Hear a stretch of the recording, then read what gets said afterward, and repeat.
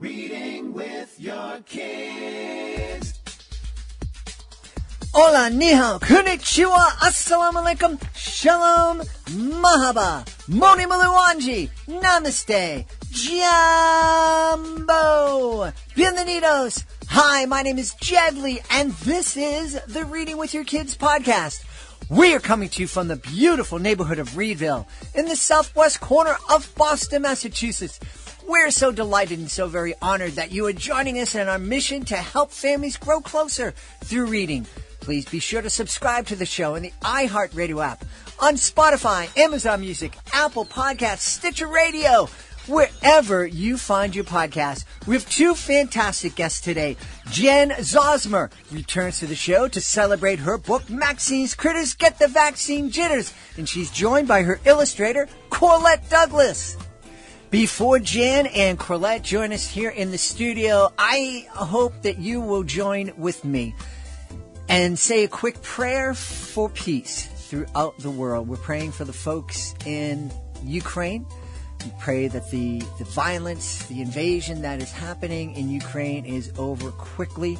We pray that the world will find a way to bring peace to every nation, to create a world where every kid has the opportunity to grow up to be loved, respected, included, and to live a long, happy, and peaceful life. Join us right now from the Pennsylvania and Brooklyn, New York. Our guests are here today to celebrate a brand new picture book. It's called Maxine's Critters Get the Vaccine Jitters. Please welcome to the show, welcome back to the show, the author, Jan Zauzmer, and the illustrator, Corlette Douglas. Jan, Corlette, how are you? Good. Doing great. So happy to be here. That first voice you heard was Corlette down in Brooklyn, and then Jan followed up. I'm really excited to have both of you on. Jan, as the author, tell us about Maxine's Critters Get the Vaccine Jitters, please. Well, Maxine is a young girl with a vivid imagination, and she, to calm her own jitters about getting a vaccine, takes her menagerie of stuffed animals for a pretend vaccine. And spoiler alert, later that day, she gets a vaccine, and they all end up happy because they get snacks for getting their vaccine. Very, very cool. Very cool. Corlette, how was it? How did you enjoy illustrating this book?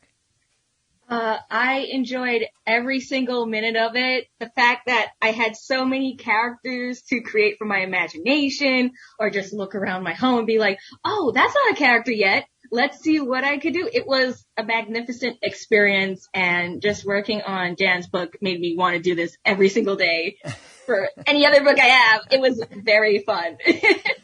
That is, well, your enthusiasm, you can see it. I mean, Jan, both of you are you're just glowing. It's obvious that you're both very, very proud of this book. Jan, tell me, was the inspiration for this book the current controversy that we're hearing about vaccines? It was the current situation, but not the controversy. It actually never dawned on me that there would be a significant movement of people who did not run to get the vaccine. Mm-hmm. So I wasn't writing it to counter any anti-vaccine message. Instead, I was writing it for the positive reason that I wanted to do my modest part to make this public health campaign go well. Yeah. And, I think a lot of people might be saying, wow, why would you write a book about this vaccine? Because it's, we're hopefully we're over this and we're going to be moving on. But the reality is that kids and all of us are dealing with vaccines all the time. It's a regular part of our lives. Thankfully, it's a part of our lives and keeps us protected from so many different diseases. Oh, well, that's right. This book is very timely, but it's also timeless because kids do get routine vaccines. And in fact, I even resisted the easy temptation to make COVID-19 rhyme with Maxine and vaccine, which would have made the book only timely. And I wanted it to apply to all standard vaccines. Yeah, yeah. What were your first impressions of the book Corlette when it came to you and they said, make pictures for this? My first thoughts, I thought that this was amazing because my agent gave me the manuscript, and just later that day, like, I was rollerblading, and then I stopped, and just so happened me and a young lady got into a conversation, and she's like, oh, I don't know about getting my kid to have the vaccine. And then I was like, oh, okay. And then like 5 minutes later, boom, this manuscript was on my desk, and I was like, oh my God, I could show through pictures that, you know, this is very much needed. This is amazing. Sorry to say this now, Jan, it's just that it was like a godsend. I was like, wait, but miss, are you sure you don't want to do this for your kid? And then right there was the manuscript, and I was like, I can help kids, teach them that, like, it's not so scary with amazing pictures. Like, it's okay. It's safe. Like, so sorry if I forgot your question. I was just. No, no, that is great. And, you know, I can see both sides, and not just necessary with the COVID-19 vaccine. Mm-hmm. I remember when my child, 29 years ago, when my son first got the polio vaccine. Mm-hmm. And it was an oral thing. And, you know, they gave me the little pamphlet. And like a silly person, I actually read the pamphlet. It's like, of course I'm going to read this.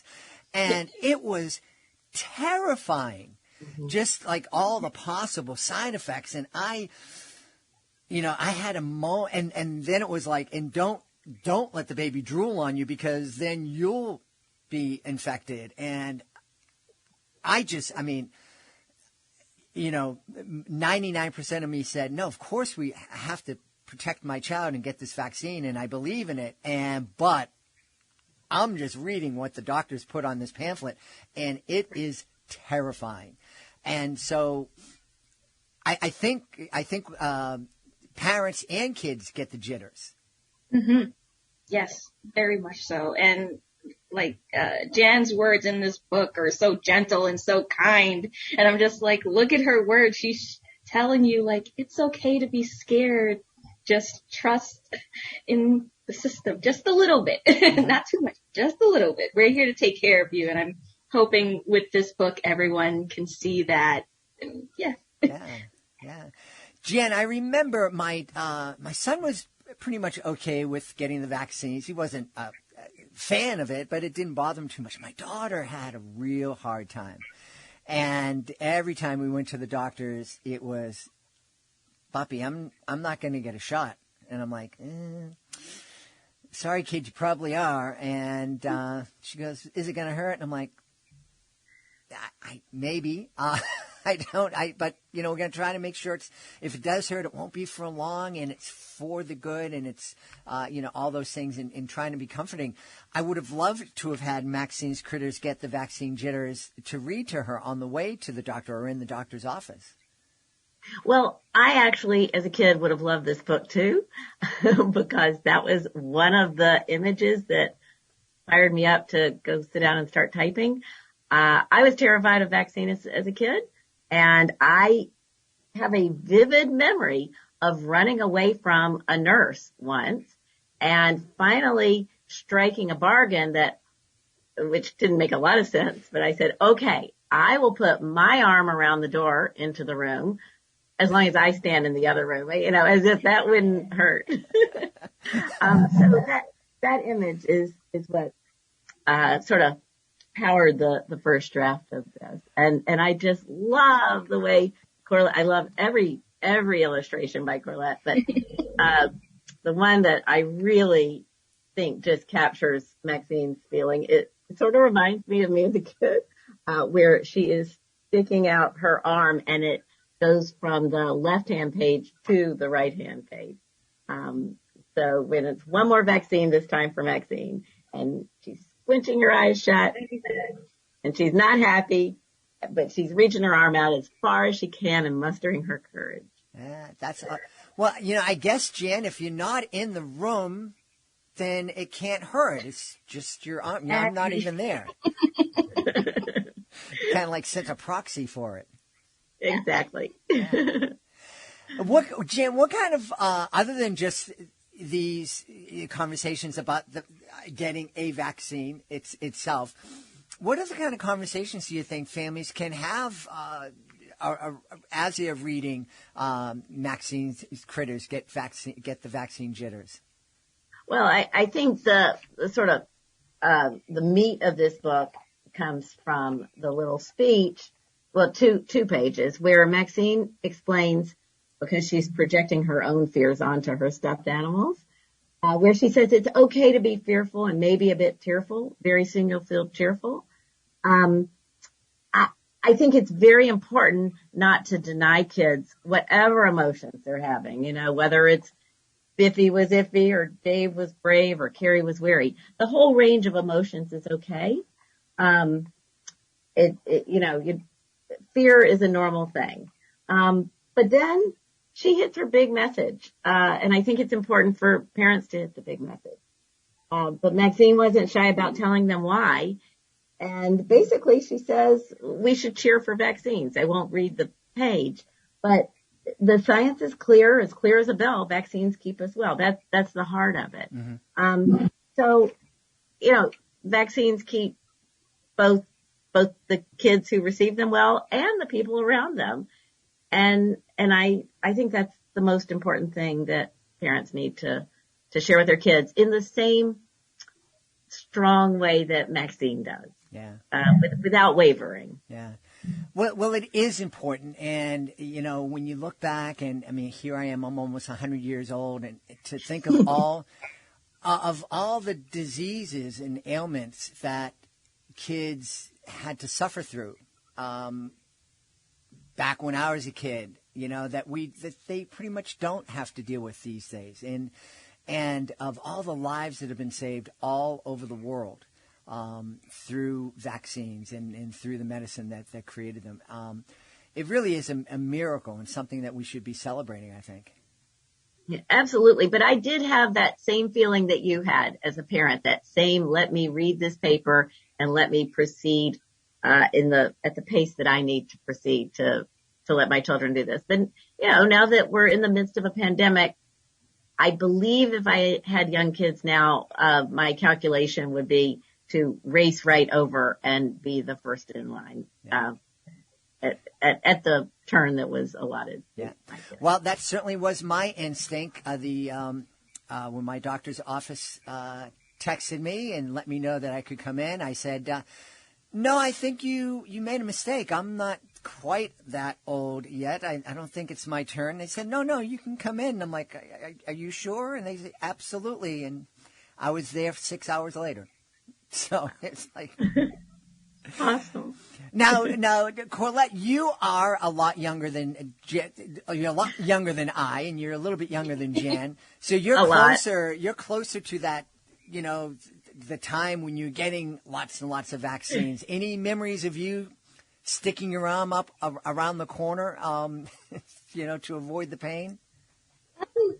No, I was fairly okay with it. I'm guessing because I was maybe a calm child. So I was like, okay, it's just a little needle. All right, let's get this over with so that I can have my snack, my little lollipop or my treat at the end of the day. So I was like, okay, it's fine. That's why, my favorite page is the one where the father and, Maxine and all the, critters are up on the table they have so many emotions, and I think as a kid reading this, I probably would have related to Dave the most, oh, okay, let's just do this. We're gonna be brave about it and get it over with. But for any other kid, I was so glad that I got to draw these various emotions, because any kid could feel like Jarvis or Frankie, just oh, I'm not too sure, or maybe I'm too scared. And I wanted to portray that, through the critters for a child reading it, hey, it's okay, have these different emotions, but we still have to we still have to get our vaccine at the end of the day, or go to the hospital. Doesn't have to relate to going to getting your vaccine, but just getting your simple checkup or what have you. So, yeah. Yeah. As an illustrator, how did you learn how to portray the different emotions that you do so well through your characters? Some of the emotions I had to look in the mirror and make them myself and then draw it on the character. It's a lot of like, and then I'm like, yeah. So it's a lot of me making a sad face and being like, yes, that's the sad face. Or maybe I don't even look at myself. I just make the face and then I'm like imagining it in my head. And then I'm like, okay, this is how I do it. Or just looking up, different examples, would help, like to see what other, illustrators have done in the past. And I'm like, okay, so this is how I would, convey iffy. Cause I'm just like, is iffy this? Or is iffy like a trembling kind of emotion? So it's a lot of research and a lot of doing it yourself. A lot of trial and error. But I think I did good. What you did do good. We have a copy of the book here, and the illustrations are fantastic. Can I just echo that? To say you did good is such an understatement. These illustrate. I am so fortunate that the experiment found you, that the art director and publisher and editor, who are all amazing at the experiment, found you. You're just, you just infuse so much perkiness and brightness and playfulness and spunk and just created a whole adorable set of characters, and a lot of characters too. And I couldn't be luckier that you're the illustrator of this. And I'm still like drawing little Maxine pictures here and there if I get the chance. Like I think my last one was for Lunar New Year, because I know it's the year of the tiger, and I was like, Jarvis, I must draw Jarvis. He's still a tiger at the end of the day, even if he does have a little unicorn horn. I'm like, you're still a tiger. It's okay. We're all different in our own way. And that's the funny thing. Like Jarvis was nervous. I didn't know what kind of animal Jarvis was. I just knew the rhymes. And it was so much fun to find out who these characters were. Oh, yes. I forgot. Cause, a little bit through the process, some of the critters, they had names, but I was like, what are you going to be? Okay, let's see a list of animals. Let's really get our brains moving and thinking, what can I create?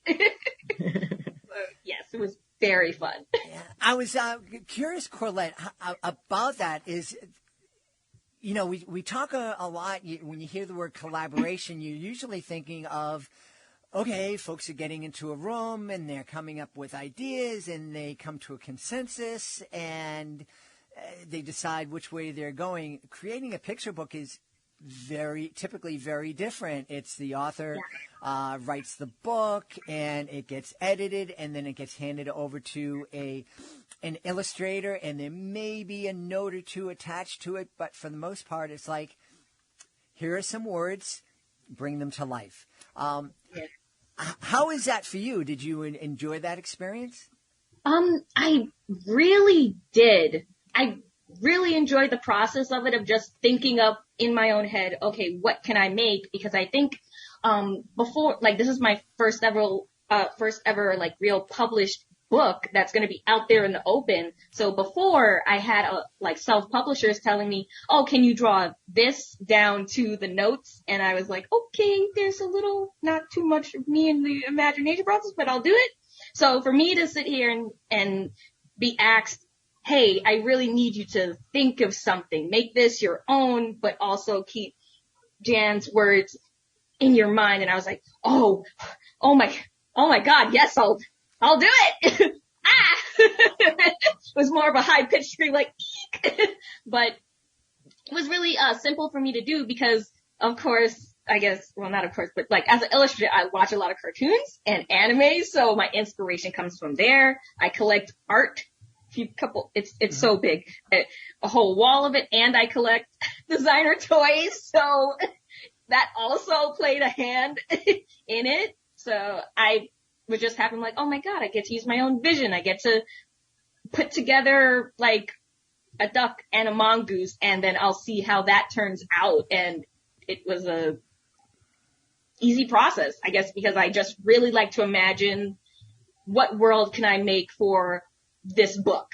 And I'm so happy I got to do it. Like, really easy for me. Yeah. Yes, that was the question. You know, you remind me, I talk a lot about my niece, and I just spent some time with her this morning, and she's great, and she's getting ready to go to college, and she's thinking about what kind of engineering she wants to get into, and I was talking to her about design engineering, and because she's a very creative person, and her response was, no, I need to feel the inspiration. I can't be told what to do and how to create. And as you were just talking about the joy of just being given, here's a story, make it your own, bring it to life. I thought of her and just that whole idea of like, I love to create, but I want to create. I want it to come from me.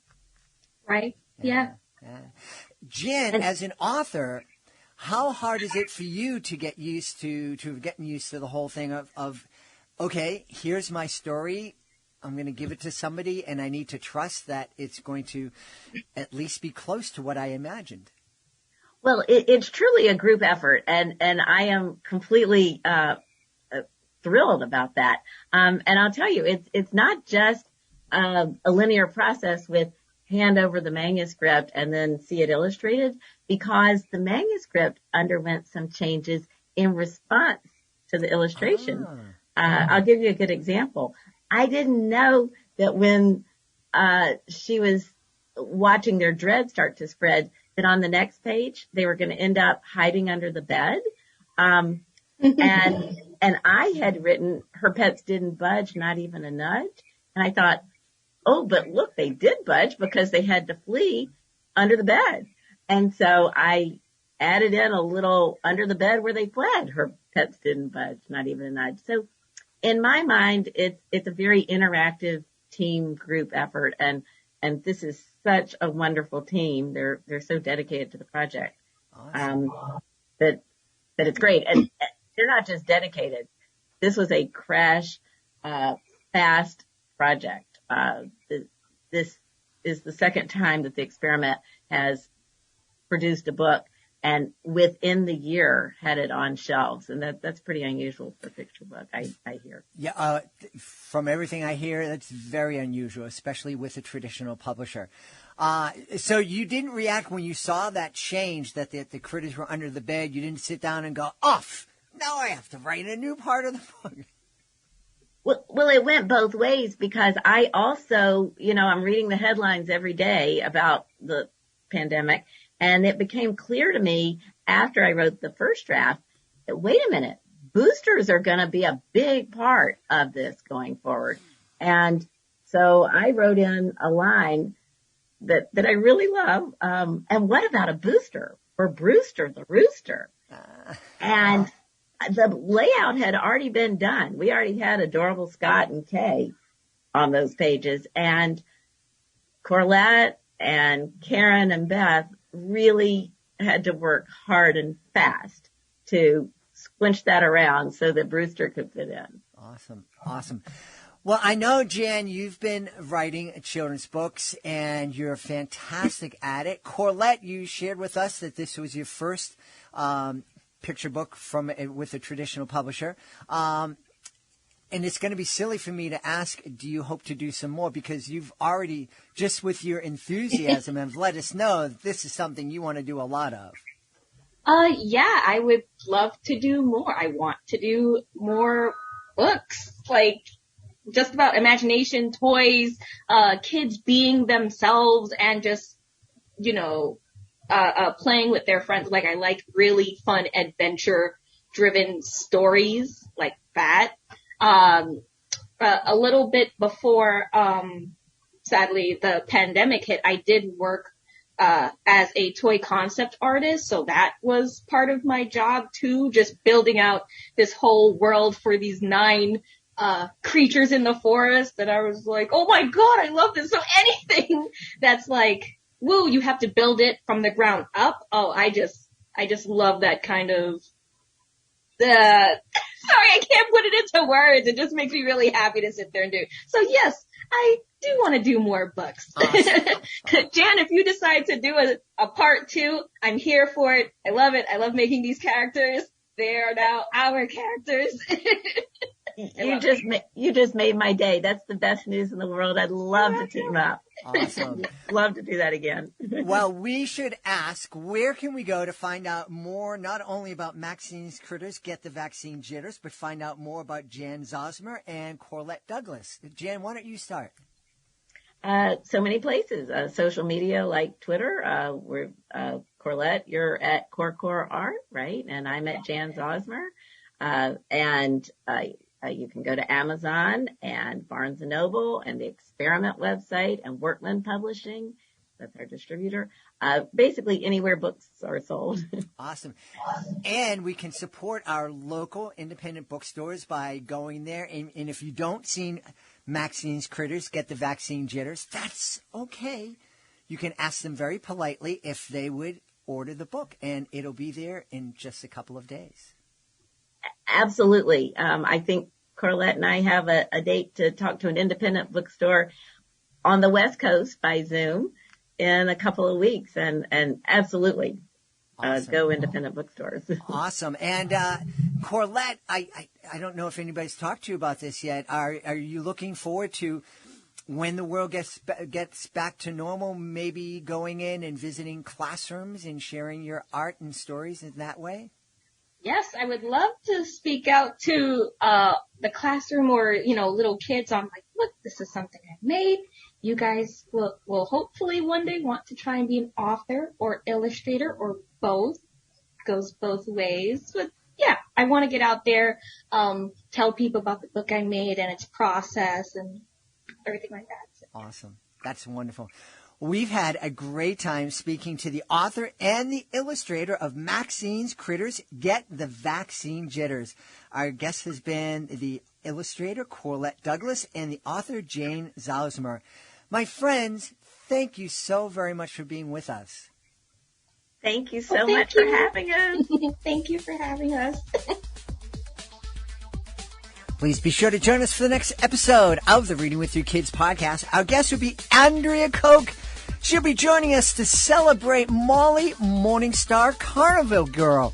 It's a really, really fun interview. We talk about Carnival, the West Indies, Barbados, and just have a great time speaking once again with our friend Andrea Koch. Hey, if you are the author of a fantastic children's book, please do yourself a favor and visit our website, readingwithyourkids.com. Click on the author's Click Here button at the top of the page. Find out how you can be a guest here on the podcast. Find out how you can submit your book to our Certified Great Read panel. And also learn all about our monthly promotion program. In the meantime, we want to thank the folks who made today's show so wonderful. Of course, we want to start by thanking our guests, Jan Zauzmer and Corlette Douglas. What a fun time we had with them. Please be sure to check out Maxine's Critters, Get the Vaccine Jitters. Also want to thank my team, Alejandro Doherty, Fatima Khan, Rory Grady, Skylar Stiles, Frank Guerrillos. I want to thank my beautiful wife for all the support she gives me. Most of all, we want to thank you. Thank you so much for taking the time to join us today. And as always, thank you so very much for taking the time to make the world a better place by reading with your kids. I'll be looking for you in the next edition of the Reading with Your Kids podcast.